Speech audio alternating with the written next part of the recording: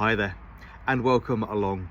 Today's rose review once again sees us travelling back in time to a rose that I cannot believe that I haven't had in my collection for longer. I'm very disappointed with myself, and when you see how astonishingly beautiful this rose is, you'll understand why I have been disappointed with myself for not having it in my collection for much longer.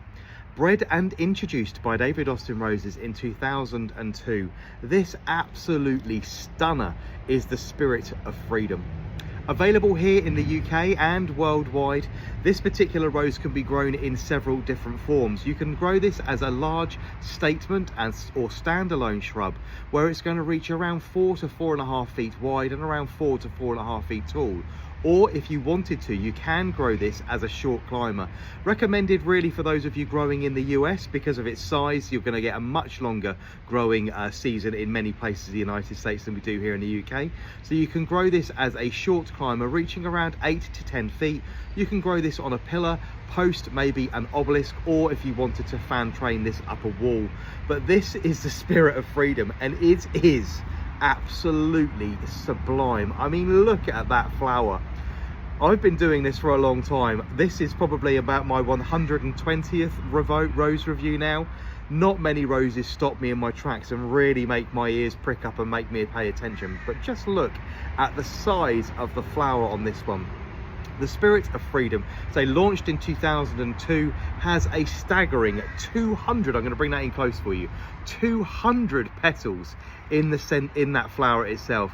Now, the really important thing about that is the blooms are really quite heavy. The flowers do tend to nod just a little bit, and photographing and filming with this has been quite difficult. As you can see, the blooms are quite pendulous. They do hang ever so slightly on the plant itself. So I'm going to suggest, in its first couple of seasons in the ground, give Spirit of Freedom, if you're growing it as a shrub rose, give it a little bit of support, give it a peony hoop or a series of canes, or just like I do here, keep it nice and relaxed and just give it some pea sticks, just so get those heads aren't placed face down in the soil. Give it a little bit of support for the first couple of years, just while it gets itself established and creates some strong and woody growth.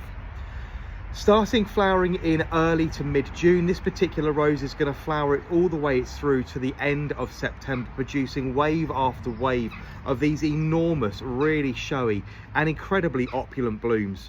The buds are this wonderful raspberry pink color, deeply sort of textured and deeply marbled with color. You can see if I bring that one in nice and close for you, really lovely deep raspberry pink color. They open to the most exquisite violet pink.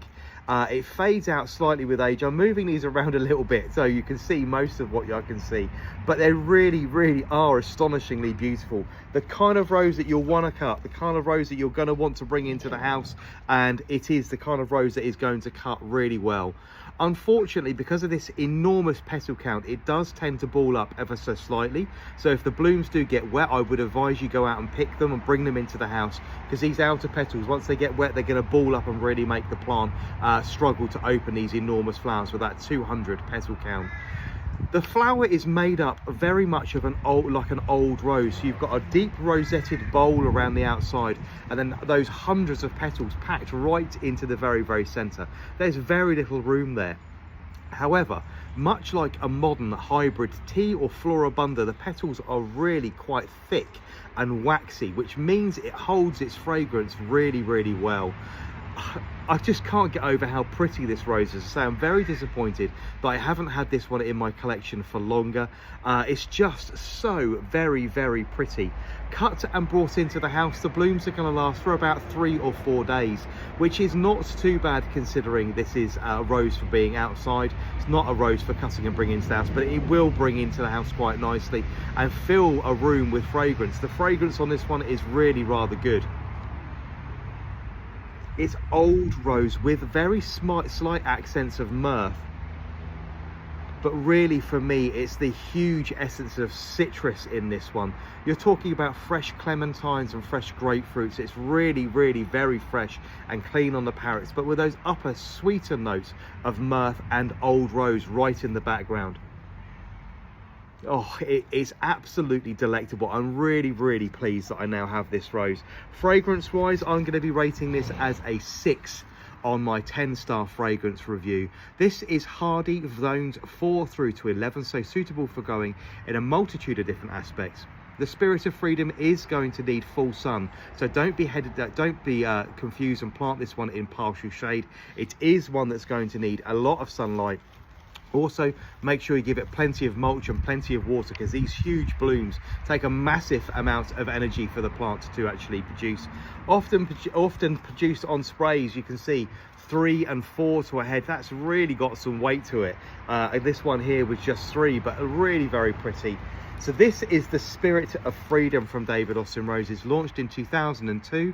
I'm going to try growing mine up an obelisk next year when I've given it its final location here in the garden. I'm really looking forward to these huge blooms nodding off of something you can actually get up to and close at head height, rather than being down a couple of feet off of the floor. A really enchanting rose, giving you all the romance and all of that lovely sense of whimsy, all of the fragrance that you'd expect from an old rose, but on a modern cultivar. This is Spirit of Freedom. I hope you've enjoyed today's review. I will see you all again very soon. Take care now. Bye bye.